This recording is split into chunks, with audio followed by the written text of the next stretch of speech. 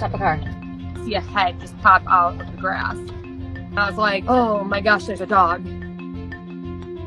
I thought the dog would just run. I thought he was gonna be scared. It was almost like he was waiting. We're just gonna make sure, guys. Oh, he's filthy. Yeah, he needs that. He's filthy. And he's wet. Beautiful though. We're just gonna make sure he's okay and he's healthy.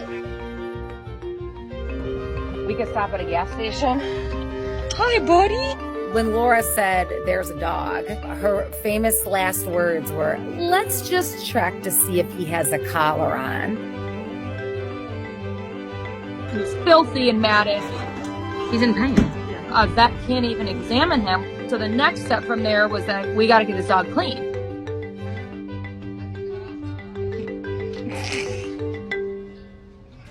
Hi, what a good boy. Look at you.